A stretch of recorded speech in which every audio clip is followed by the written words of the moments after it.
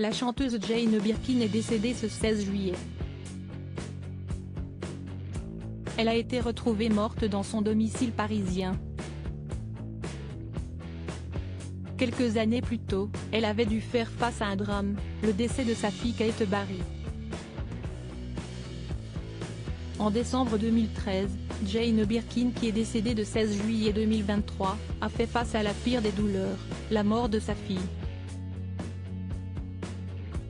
La photographe Kate Barry, sa fille aînée née de sa relation avec le regretté compositeur John Barry, n'a pas survécu à une terrible chute. Elle est tombée du 4e étage de son nouveau domicile dans le 16e arrondissement de Paris. Son corps a été retrouvé dans la cour, sans vie. Elle n'avait que 46 ans. Ma chance, c'était Kate, si est avec Kate que je suis arrivée en France. Je ne me souviens même pas d'une époque où elle n'était pas là, si est pour ça que si est d'autant plus troublant de la dépasser maintenant qu'elle n'est plus là. Avait-elle déclaré un an après la mort de son enfant.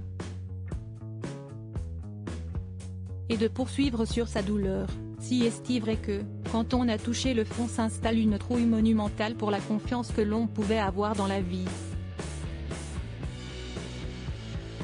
Moi j'étais absolument sûre que si j'étais là, rien n'arriverait.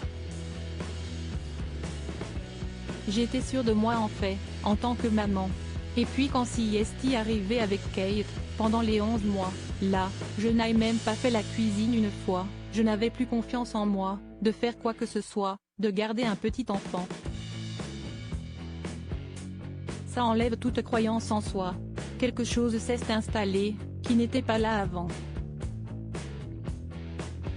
Un hommage en chanson quelques années plus tard, en faisant la promotion de Oh, pardon tu dormais, un opus écrit par Etienne Dao, Jane Birkin évoquait de nouveau la mort de Kate Barry pour qui le chanteur-compositeur avait écrit un titre, Cigarette.